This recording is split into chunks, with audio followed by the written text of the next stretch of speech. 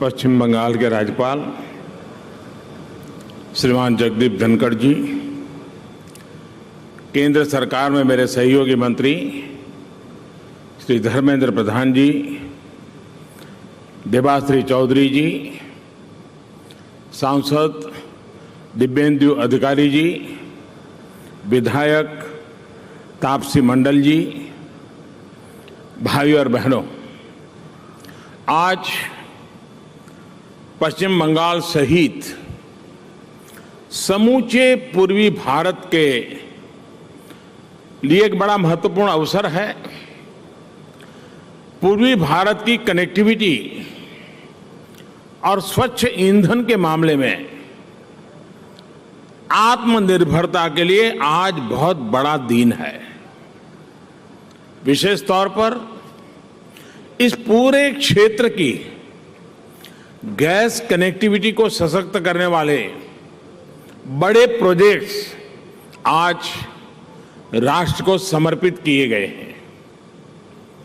आज जिन 4 प्रोजेक्ट्स का लोकार्पण और शिलान्यास किया गया है, उनसे पश्चिम बंगाल सहित पूर्वी भारत के अनेक राज्यों में ईज ऑफ लिविंग और ईज ऑफ डूइंग बिजनेस दोनों बेहतर होंगे।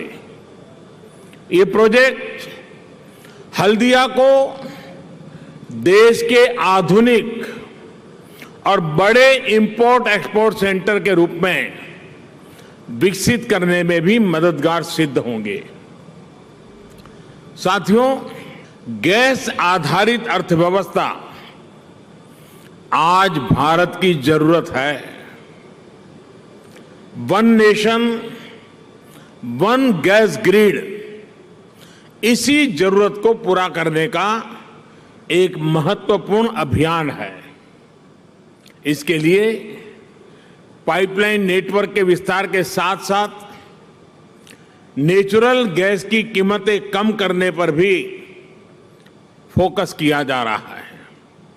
बीते सालों में ऑयल और गैस सेक्टर में कई बड़े सुधार भी किए हैं। हमारे इन प्रयासों का परिणाम है कि आज भारत पूरे एशिया में गैस की सबसे ज्यादा खपत करने वाले देशों में शामिल हो गया है।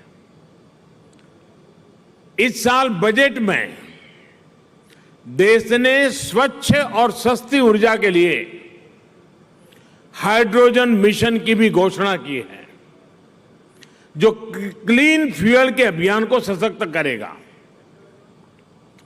साथियों, 6 साल पहले जब देश ने हमें अवसर दिया था, तो विकास की यात्रा में पीछे रह गए पूर्वी भारत को विकसित करने का एक प्रण लेकर हम चले थे।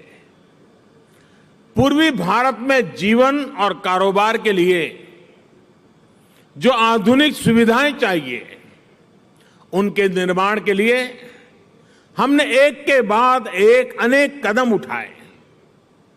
रेल हो, रोड हो, हवाई अड्डे हो, जलमार्ग हो, पोर्ट हो, ऐसे हर सेक्टर में काम किया गया।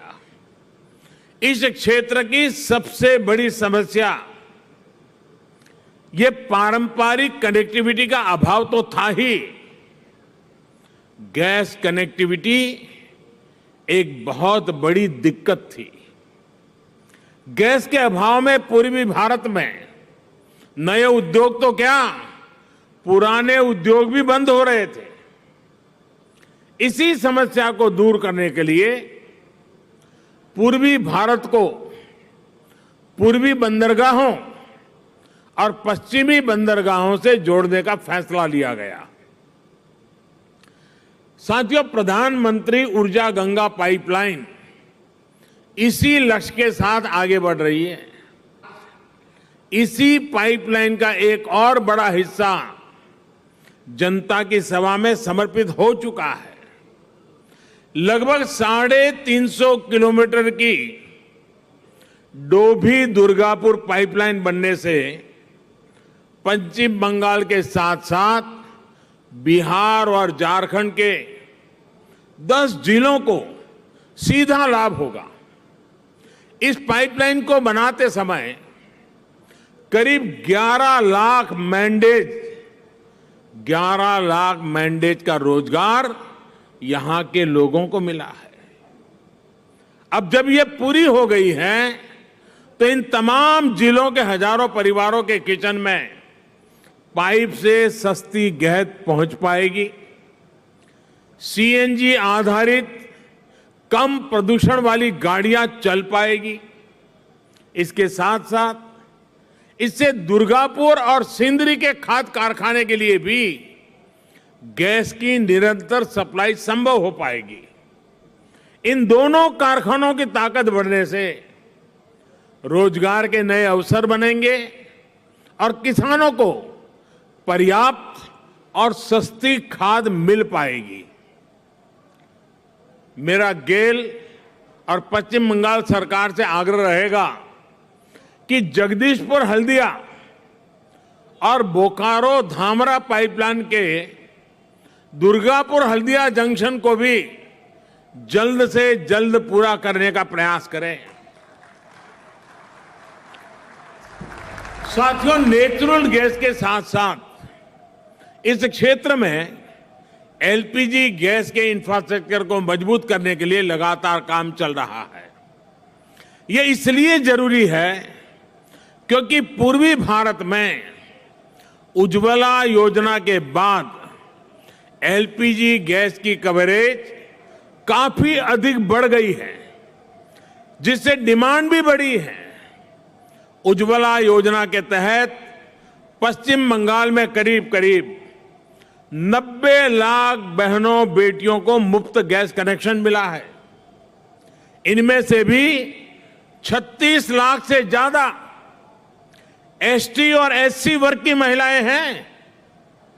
वर्ष 2014 में पश्चिम बंगाल में एलपीजी गैस की कवरेज सिर्फ 41% थी। हमारी सरकार के लगातार प्रयास से अब बंगाल में एलपीजी गैस की कवरेज 99% से ज्यादा हो गई है। कहां 41 और कहां 99 से भी ज्यादा। इस बजट में तो देश में उज्ज्वला योजना के तहत 1 करोड़ और मुफ्त गैस कनेक्शन गरीबों को देने का प्रावधान किया गया है। इस बढ़ती डिमांड को पूरा करने में हल्दिया में बनाए एलपीजी इंपोर्ट टर्मिनल बहुत अहम भूमिका निभाएगा। पश्चिम बंगाल, उड़ीसा, बिहार, झारखंड, छत्तीसगढ़, यूपी और नॉर्थ ईस्ट के करोड़ों परिवारों को इससे सुविधा मिलेगी। इस सेक्टर से 2 करोड़ से ज्यादा लोगों को गैस सप्लाई मिलेगी।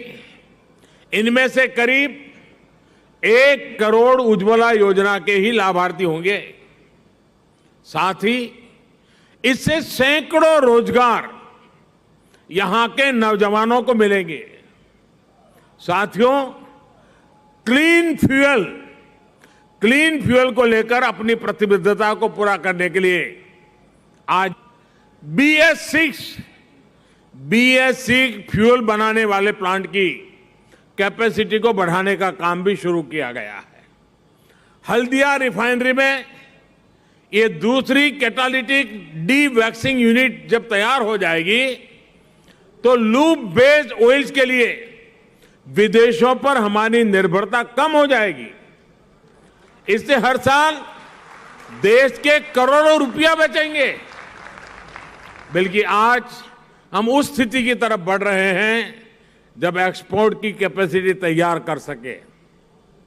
साथियों, पश्चिम बंगाल को फिर से देश के अहम ट्रेडिंग और इंडस्ट्रियल सेंटर के रूप में विकसित करने के लिए हम निरंतर काम कर रहे हैं। इसमें पोर्ट लेड डेवलपमेंट का बेहतरीन मॉडल है। कोलकाता के श्यामा प्रसाद मुखर्जी पोर्ट ट्रस्ट को आधुनिक बनाने के लिए बीते सालों में अनेक कदम उठाए गए हैं। यहां हल्दिया का जो डॉक कॉम्प्लेक्स है, उसकी कैपेसिटी को और पड़ोसी देशों से उसकी कनेक्टिविटी को सशक्त करना भी जरूरी है। ये जो नया फ्लाईओवर बना है, उससे अब यहां की कनेक्टिविटी बेहतर होगी। अब हल्दिया से पोर्ट तक जाने वाले कार्गो कम समय में पहुंचेंगे, उन्हें जाम और देरी से मुक्ति मिलेगी। Inland waterway authority of India यहां मल्टी मॉडल टर्मिनल के निर्माण की योजना पर काम कर रही है। ऐसी व्यवस्थाओं से हल्दिया आत्मनिर्भर भारत को ऊर्जा देने वाले केंद्र के रूप में उभरेगा। इन सभी कामों के लिए हमारे साथी मित्र धर्मेंद्र प्रधान जी और उनकी पूरी टीम को मैं हृदय से बहुत बहुत बधाई देता हूं और मुझे विश्वास है कि तेज गति से कम समय में सामान्य से सामान्य मानवीय के दुख को दूर करने के इस काम को बहुत ही यशस्वी ढंग से ये टीम पूरा कर पाएगी, ऐसा मुझे पूरा विश्वास है। अंत में फिर एक बार बंगाल और पूर्वी भारत के सभी राज्यों को इन सुविधाओं के लिए मेरी तरफ से बहुत बहुत बधाई, अनेक अनेक शुभकामनाएं। बहुत बहुत धन्यवाद।